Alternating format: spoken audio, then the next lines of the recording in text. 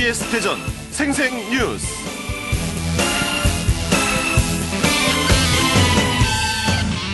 여러분 안녕하십니까? 3월 13일 수요일 KBS 대전 생생뉴스 방석준입니다.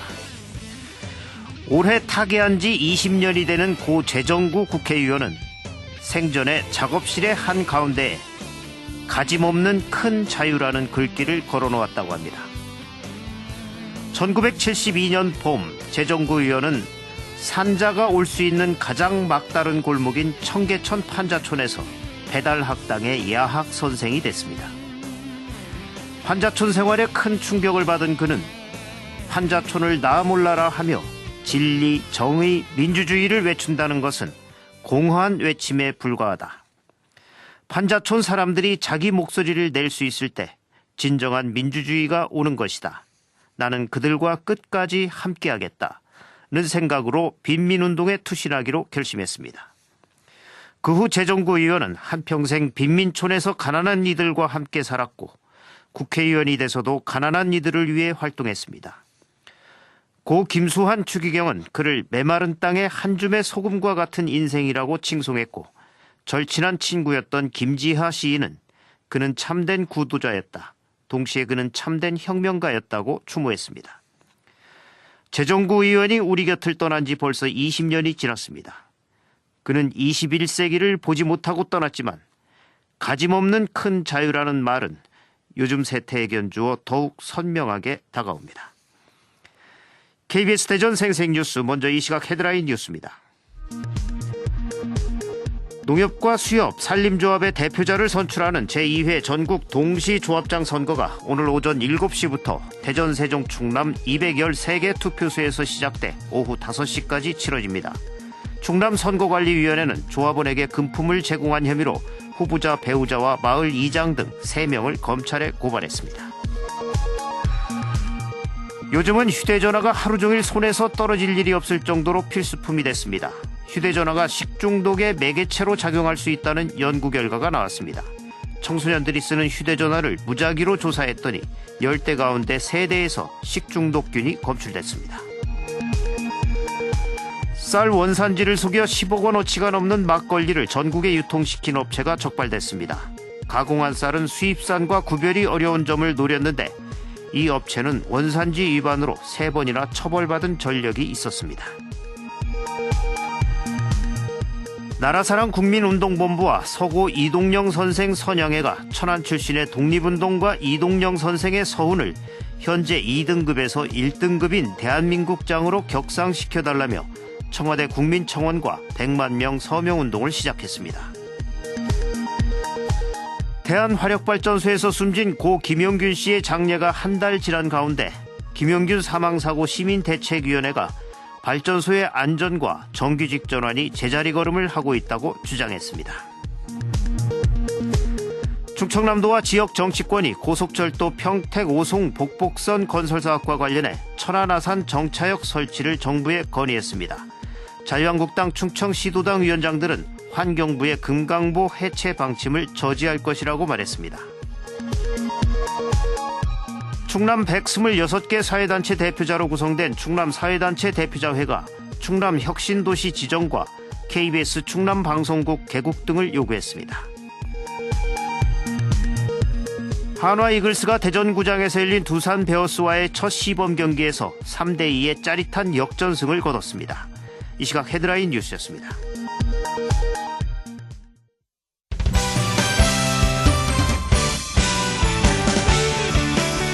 뉴스브리핑 순서입니다. KBS 대전 보도국의 백상현 기자 나와 있습니다. 백 기자 안녕하세요. 안녕하세요. 백 기자, 요즘 휴대전화가 하루 종일 손에서 떨어질 일이 없을 정도로 필수품이 됐는데 이 휴대전화가 식중독의 매개체로도 작용할 수 있다. 이런 연구 결과가 나왔죠? 예, 그렇습니다. 대전보건환경연구원이 청소년들이 쓰는 휴대전화를 무작위로 조사했더니 식중독균이 검출된 건데요. 네. 휴대전화 116대 가운데 30%인 34대에서 바실러스 세레우스균과 황색 포도상구균이 검출됐습니다. 이 균들은 식중독을 일으키는 대표적인 병원성 세균인데 휴대전화가 감염병 전파의 매개체가 될 수 있다는 가능성이 확인된 겁니다. 네. 이 면역체계가 취약한 청소년들은 더 쉽게 감염병에 노출될 수 있는데 특히 학교 같은 밀폐된 공간에서 이런 균들로 감염병이 돌면 전파 속도가 더 빨라질 수 있어 문제입니다. 예, 이 누구나 휴대전화를 항상 소지하고 사용하는 시대에 이 휴대전화가 감염병 전파의 매개체가 될 수 있다니 참 대책이 필요할 것 같은데 이게 어떻게 하면 감염병 전파를 막을 수 있을까요? 네, 감염 원인을 제거하는 게 역시 가장 중요합니다. 네. 휴대전화를 쓰다 보면 닦지 않고 계속 사용만 하는 경우가 많은데 액정뿐 아니라 케이스까지 주기적으로 닦아 자주 소독을 해주는 게 중요합니다. 네. 또 이 휴대전화를 만진 뒤엔 손을 닦아 일상적인 청결을 잘 유지하는 것도 중요하다고 말할 수 있겠습니다. 예, 이제 휴대전화도 소독해서 써야 되는 시대가 됐습니다. 이 휴대전화로 인해서 감염병이 전파되는 불상사 막아야 되겠습니다. 다음 소식 들어보죠. 그 한화이글스가 첫 시범 경기에서 지난해 우승팀이었던 두산을 짜릿한 역전승으로 눌렀죠. 예, 그렇습니다. 한화이글스는 첫 시범 경기부터 역전 경기를 펼치며 산뜻하게 출발을 했는데요. 네. 한화의 선발 투수로 나선 김재영은 1회부터 안타 2개를 허용하며 2점을 내리줬지만 5회 김태균의 안타와 양성우의 희생 플라이로 한 점을 만회했습니다. 승부는 6회에 갈렸습니다.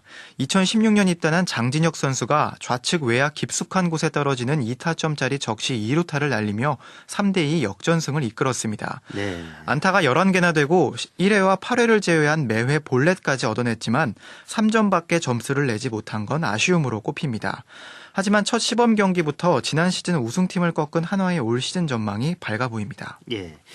이 시범 경기이긴 하지만 한화이글스 선수들이 멋진 경기를 펼쳐줬는데 추운 날씨였는데도 팬들이 많이 경기장을 찾았다고요.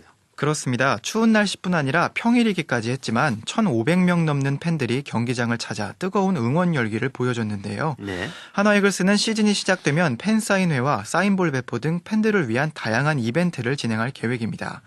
한편 한용덕 감독은 작년에 이어 다시 가을 야구를 하는 게 목표고 작년보다 팀이 갖는 주전급 깊이가 좋아졌기 때문에 올 시즌을 더 기대하고 있다고 말했는데요. 네. 이 한용덕 감독이 이끄는 한화이글스는 두산과의 2연전을 시작으로 대전 홈구장에서 SK, 롯데와 각각 2경기씩 모두 6경기를 치르게 됩니다. 예. 올 시즌에도 마리한화 돌풍 기대해 봅니다. 다음 소식 알아보죠. 그 쌀 원산지를 속여 10억 원어치가 넘는 그 막걸리를 전국에 유통시킨 업체가 적발됐다고요. 네, 농산물 품질관리원이 외국산 쌀로 빚은 막걸리를 국내산인 것처럼 둔갑시켜 판매해온 부여의 한 양조장을 적발한 건데요. 특수사법경찰관이 들이닥친 양조장에선 쌀가루 포대에 외국산이라는 글자가 선명했습니다. 예. 이 업체는 국내산 막걸리를 팔아왔는데 알고 보니 중국산 쌀로 만든 막걸리를 국내산으로 표시해 팔았던 겁니다. 이들은 수입쌀을 국산쌀로 표시해도 알아차리기 어렵다는 점을 노렸는데요. 실제로 저희 KBS 취재팀이 쌀을 쪄서 튀긴 막걸리 재료를 비교해보니 외형상으로는 국산과 외국산이 전혀 구별되지 않았습니다. 네. 이 외국산 쌀 가격은 국산의 절반가량입니다. 그렇다면 이렇게 해서 유통된 막걸리는 어느 정도 됩니까? 네, 홍대 등 서울 지역 음식점과 마트 같은 전국에 최근 2년간 137만 병, 11억 2천만 원어치나 유통됐습니다. 네. 또 이 업체는 이미 3차례나 원산지 위반으로 처벌을 받은 전력이 있었는데요. 그러나 당시에는 초범이라는 이유로 벌금 100만 원 처분에 그쳤습니다. 이 농산물 품질관리원은 업체 대표 63살 정모 씨를 원산지 표시 위반 혐의로 구속하고 유통망을 추적해 원산지를 속여 판매한 업체가 더 있는지 조사를 확대하고 있습니다. 예. 이 원산지를 속이는 것. 이게 남을 속여서 돈을 더 벌려는 아주 안 좋은 비양심적인 행위죠. 양심을 팔면 자신에게 무엇이 남겠습니까? 이 밖에 밤사이 사건 사고 있었습니까? 네, 오늘 새벽 3시 45분쯤 대전시 관저동의 한 도로에서 주행 중이던 38살 이모 씨의 화물차에서 불이 났습니다. 이 불로 인명피해는 없지만 차량 앞부분이 타며 소방서 추산 242만 원의 재산 피해가 났고 출동한 119 구조대에 의해 10여 분 만에 꺼졌습니다. 네. 경찰과 소방당국은 차량 앞바퀴 브레이크가 부품 이상으로 과열되며 불이 난 것으로 보고 정확한 화재 원인을 조사하고 있습니다. 네, 뉴스브리핑 백상현 기자였습니다. 수고하셨습니다. 수고하셨습니다. 오늘의 생생정보입니다. 대전시와 대전경제통상진흥원이 2019년 생생기업 해커톤 캠프 사업에 참여 기업을 29일까지 모집합니다. 해킹과 마라톤의 합성어인 해커톤은 기획자나 개발자, 디자이너 등이 비즈니스 모델을 완성하는 활동을 의미하며 이번 해커톤 캠프 사업은 제품 기획부터 판매까지 2년 동안 최대 1억 5천만 원까지 지원합니다. 충청남도가 저출산과 고령화, 양극화 등 3대 위기 극복을 위한 주민주도형 혁신 모델 발굴 사업을 추진합니다. 동네 자치와 시범 공동체 운영, 소규모 도시 재생 등 각종 사업을 주민주도로 추진하는 것으로 참여를 희망하는 주민들은 15일까지 시군 주민자치 담당 부서에 신청하면 됩니다. 세종교육청은 숲에서 뛰어놀며 자연과 함께 배우는 전국 첫 공립 단설 숲 유치원인 솔빛 숲 유치원을 4-1 생활권 반곡동 괴하산 인근에 개원했습니다. 세종시 교육청이 22일까지 저소득층 가정 초, 중, 고교생을 대상으로 교육급여와 교육비 지원 신청을 받습니다. 교육급여는 중위소득 50% 이하 가정 자녀에게 지급되며 교과서 대금과 수업료 전액은 물론 초등학생에게는 연간 20만 3천 원, 중고등학생에게는 연간 29만 원이 추가로 지급됩니다. 대전 무형문화재 전수관은 대전 무형문화재 예능 종목 특강 프로그램인 해설이 있는 무형문화교실을 운영합니다. 신청은 대전문화재단 홈페이지에서 신청서 다운로드 후 이메일 접수 또는 자유학기제 홈페이지 꿈길에서 가능합니다. 세종시 문화재단이 올해 길거리 공연에 참여할 거리예술가 30개 팀을 모집합니다. 음악, 연극, 무용, 다원예술 등 거리 공연에 적합한 장르는 누구나 신청 가능하며 28일까지 접수하면 됩니다. 예산군이 다음 달 7일 예산종합운동장에서 제15회 예산윤봉길 전국 마라톤 대회를 개최하기로 하고 참가 신청을 받습니다. 개인과 단체로 구분해 신청할 수 있고 20일까지 예산윤봉길 전국 마라톤 대회 홈페이지나 예산군 체육회에 접수하면 됩니다. 날씨입니다. 대전과 세종, 충남 지역은 오늘 대체로 맑은 가운데 찬바람이 강하게 불어 체감온도가 떨어지는 등 꽃샘추위가 이어지겠습니다. 오늘 아침 최저기온은 계룡 영하 8도, 세종 영하 5도, 대전 영하 4도 등이며 낮 최고기온은 7도에서 10도 분포로 예상됩니다. 미세먼지 농도는 전 지역에서 보통 수준을 보이겠습니다. 내일은 막다가 밤부터 5mm 미만의 비가 오겠으며 아침 최저기온은 영하 7도에서 영하 2도, 낮 최고기온은 9도에서 12도 분포로 예상됩니다. 지금까지 생생정보였습니다.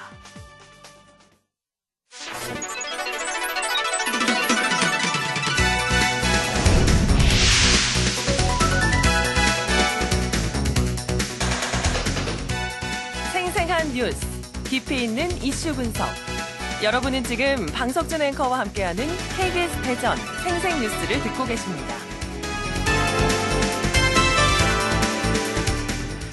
문재인 정부가 집권 3년 차를 맞아 7개 부처 장관을 교체하는 개각을 단행했습니다.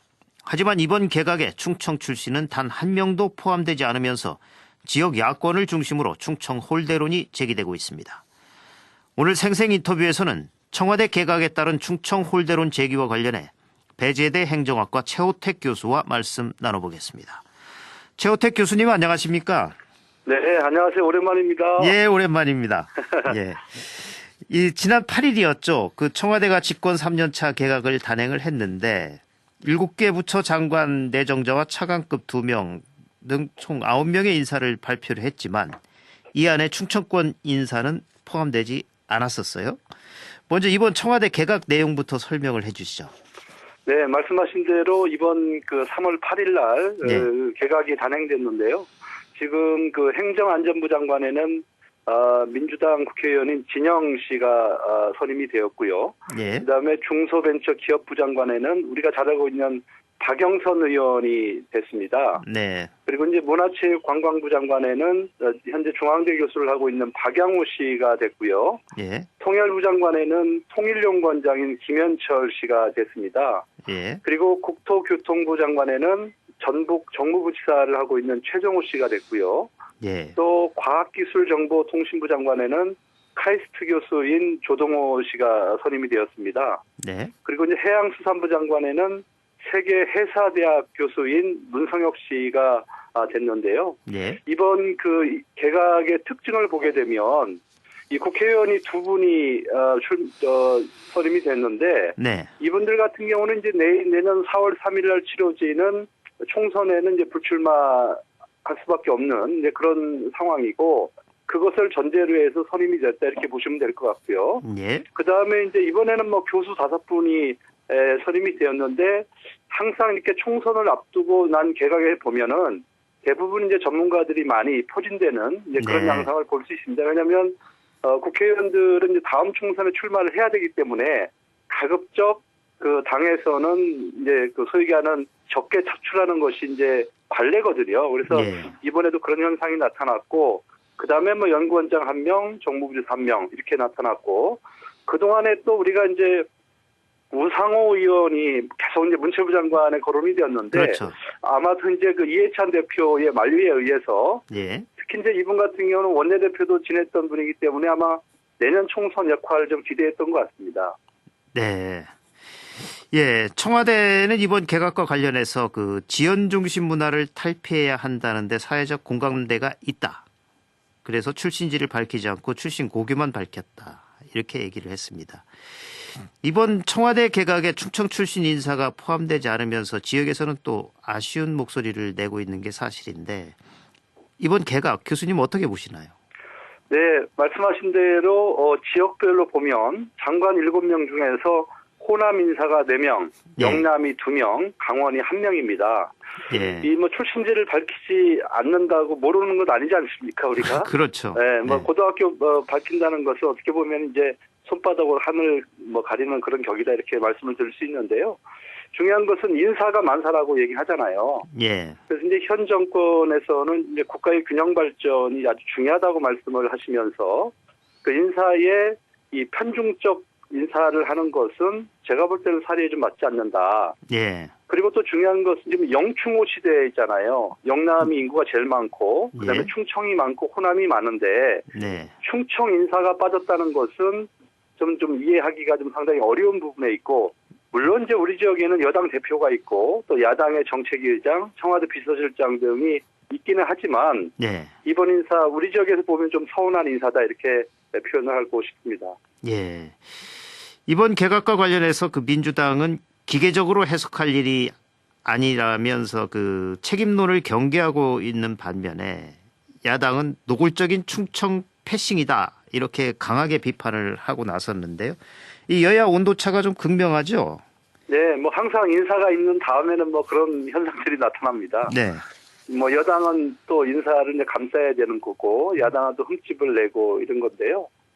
이 지역 간 균형 논리가 첫 번째 뭐 상당히 중요한 건 맞습니다. 예. 그렇지만은 사실 이제 과연 인선된 분들이 국가 발전을 위해서 얼마나 일을 할 수 있는 분인지 과연 전문성은 얼마나 있느냐 뭐 이런 예. 것들이 상당히 중요한데 앞으로 이제 지금 뭐 선임이 되었기 때문에 이제 청문회 절차가 남지 않았습니까? 그렇죠. 그래서 이런 이제 전문성이 얼마나 있느냐 하는 것은 청문회에서 정말로 좀 철저하게 검증이 될 수 있으면 좋겠다는 생각을 해보고 예. 만약에 검증 과정 속에 조금이라도 문제가 있다 이렇게 하면 과감하게 그분은 대통령께서는 좀 과감하게 그분을 좀 제외시키는 그런 결단을 해주셔야 되겠다는 생각을 해봅니다.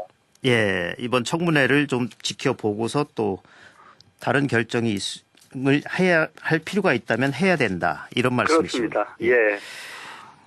이를 놓고 이제 충청 지역 야권을 중심으로 이제 충청 홀대론이 제기가 되고 있고 최근에 이제 정치 재개를 선언한 이완구 전 총리도 성명까지 내면서 이 충청 홀대론이라고 강하게 비판을 했는데 교수님은 현 상황 어떻게 보십니까? 네, 말씀하신 대로 이제 내년도 지금 이제 총선 출마를 공식적으로 선언한 예. 이완구 전 총리 입장에서 보면 뭐 당연히 할 수 있는 말이다. 저는 그렇게 보고 있고요. 예. 또 그동안 몇 번의 그 기자회견을 통해서 내년에 충청권 그 소위 하는 이제 한국당을 이끌 인물은 본인이다. 네. 아직까지 뭐 충청 대망론이 살아있다 이런 말씀도 여러 가지 뭐 하셨기 때문에 네.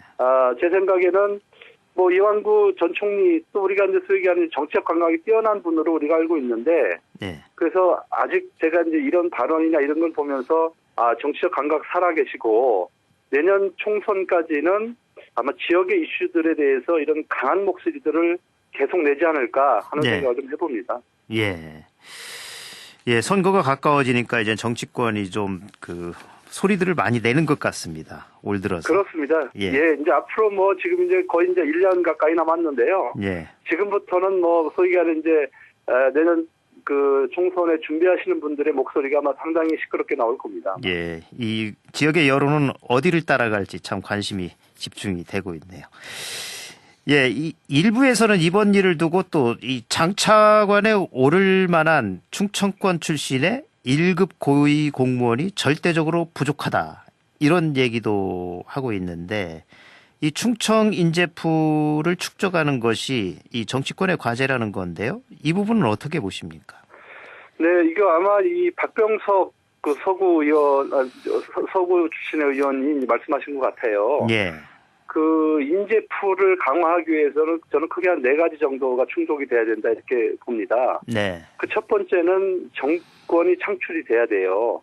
우리 예. 이제 충청권은 계속 보면 이제 2인자의 역할을 많이 했었거든요. 네. 그러나 이제 2인자라고 하는 것은 이 의사결정 과정 속에 사실은 1번이 권한이지 2번은 그렇게 권한이 없어요. 그러다 그렇죠. 보니까 그동안에 이제 충청권 인사들이 이제 소위 얘기하는 이제 승진에 누락되고 계속적으로 이제 그런 현상들이 나타났고요. 예. 그 다음에 이제 두 번째는 이제 장차관들의 입각에 의해서 사실은 그 자기 후배들이나 이렇게 끌어올리는 것이 이제 일반적인 관행이거든요. 예. 근데 이렇게 지금 이제 장차관 입각이 이제 우리가 홀대를 받고 있기 때문에 뭐 자연스럽게 아마 그런 현상이 나타났을 것 같고요. 이번에 더 어려워졌다. 이렇게 봐도 되겠네요, 그러면. 그렇습니다. 그리고 예. 이제 지역의 정치인들의 역할이 세 번째로 좀 필요한데요. 예. 우리 지역에서 이제 국회의장도 나왔었고, 부의장도 나왔고, 현재 정책위 의장, 당대표, 뭐 이렇게 있는데, 사실은 이분들의 역할이 저는 상당히 중요하다고 봅니다. 왜냐면은 지금 이제 집권 여당의 당대표가 있잖아요. 예. 근데 이 그 국가가 국정을 하기 위해서는 사실 이제 집권 여당과의 소통이 상당히 중요하고 예. 여당의 요구를 뿌리치기는 상당히 어렵다 저는 이렇게 보기 때문에 예. 지금 이해찬 당대표의 역할이 중요하다 저는 이렇게 좀 보고 있고요. 예. 그리고 이제 마지막으로 중요한 것은 지역민들의 의식이 중요한데 예. 그동안에 우리는 이제 선거가 끝나면은 우리 스스로 캐스팅 보트 역할을 했다고 얘기를 하지 않았습니까? 네. 근데 이제 결과적으로 보니까 또 외부에서는 어떤 얘기를 하냐면 우리는 바람에 편승하는 그런 지역이다. 이렇게 네. 얘기들을 하더라고요. 근데 이런 인사 결과들을 놓고 보면 충청을 좀 무시하는 걸 보면은 아마 그렇게 지금까지도 보고 있는 것이 맞는 것이 아닌가 하는 생각을 해보고 예. 그래서 이제 내년 4.3 총선 때부터는 올바른 인재를 키워야 하는 이제 그런 우리가 사명이 있기 때문에 정말 자기 욕심 많은 그런 정치인들 좀 배제하고 진정으로 지역 발전을 위해서 노력할 수 있는 분들 선택하는 것이 바람직하겠다 하는 생각을 해봅니다. 예. 또 이 인사뿐만이 아니라 최근에 SK 하이닉스 유치 무산, 또 혁신도시 지정 추진 난항, 또 뭐 이 여러 가지 지역 현안과 국비 확보에 있어서도 소외 논란이 계속이 되고 있는데 이게 이젠 지역민들에게 소외감으로 작용할 수 있다는 지적도 나오고 있는데 이 부분은 어떻게 보시나요? 네, 저는 이제 이 충청 정치인들의 정치력이 좀 부재한 데서 오는 것이 아닌가 예. 저는 그렇게 생각을 하고 있고요. 또 중진이라고 지역에서 이제 뭐 얘기하고 뭐 국가 예산 내가 다 따왔다 프랜카드 붙이고 하시는 분들 많이 있거든요. 예. 근데 저는 그런 분들 좀 철저하게 반성을 해야 된다. 저는 이렇게 봅니다. 네. 지역에 무슨 뭐 하나 조그만 건물 하나 하고 매덕 따오는 게 중요한 게 아니고요. 예. 지역이 잘 살 수 있는 그런 생태계를 만드는 것이 상당히 중요하거든요. 예를 들면 아까 말씀하신 대로 그 SK 하이닉스 뭐 천안 같은 경우에는 천안 유치 같은 경우에는 만약에 이 SK 하이닉스가 그쪽으로 오게 되면 지역의 일자리뿐만 아니라 지역 경제에 엄청난 영향을 미칠 수 있는 거잖아요. 그렇죠. 그러니까 지역의 국회의원들이 그것을 위해서 똘똘 뭉치고 단합을 해야 되는데 우리 그 지역 국회의원들 보면 그런 것이 좀 약하다 하는 예. 생각을 좀 해보고요. 예. 지금 우리가 세종시 때문에 대전도 그렇고 충남도 그렇고 상당히 어려움이 많은데 왜냐하면은 혁신도시 지정이 안 와서 지금 지역의 젊은이들이 취직을 하는데 상당히 어려움이 있지 않습니까? 그렇죠. 이런 것들도 사실은 국회에서 지역 국회의원들이 해야 되는 역할들이에요. 네. 그러나 이제 지금 그 국회의원들의 역할을 보면 이런 것은 철저하게 외면을 하면서 지역의 조그마한 것들을 가지고 생색을 내고 있는데 정말로 이런 것은 앞으로는 안 되겠다는 생각을 해보고 그래서 우리 지역민들도 1년 남은 4월 3일 날 있을 내년에 예. 총선에서는 정말로 그 조그만 것보다는 큰 것을 위해서 지역을 위해서 일할 수 있는 인물이 누구인지 예. 꼼꼼히 지금부터 좀 따져보고 준비를 해야 되겠다는 생각을 해봅니다. 예. 교수님 시간이 많이 흘러서 마지막 질문 드리겠습니다. 네. 예. 이번 충청소외 논란이 이 지역민들이 느끼는 박탈감으로 이어져서 내년 총선에 영향을 미칠 수도 있다 이렇게 보는 부분도 있는데 이 부분은 어떻게 전망하십니까? 네, 저는 제가 볼 때는 이미 영향을 좀 미치고 있다 이렇게 보고 있습니다. 예. 최근에 이제 리얼미트에서 YTN의 의뢰를 받아들여서 이제 지난 4일부터 8일까지 전국 성인 남녀 2,518명을 대상으로 여론조사를 했더라고요. 예. 근데 그 여론조사 결과를 보니까 이 대전, 충청, 세종 정당 지지율이 한국당이 33.2% 그리고 네. 민주당이 32.7%로 나타났더라고요. 네. 그러니까 즉 한국당이 0.5% 이상 높게 나타났는데 물론 이것은 이제 오차 범위 내에 있기는 해요. 예. 그렇지만은 2016년 10월에 있었던 최순실 국정농단이 발생한 이후에 2년 6개월 만에 처음 있는 일이거든요. 예. 그렇기 때문에 제가 볼 때는 이번 여론조사가 시사하는 바가 상당히 크다. 이렇게 예. 저는 보고 있습니다. 예. 교수님 오늘 말씀 고맙습니다. 네, 감사합니다. 예. KBS 대전 생생뉴스 기술의 정하웅, 구성 조미연, 제작과 진행의 방석준이었습니다. 3월 13일 수요일 방송 여기서 마칩니다. 행복하고 평화로운 하루 보내시기 바랍니다. 내일 다시 뵙겠습니다.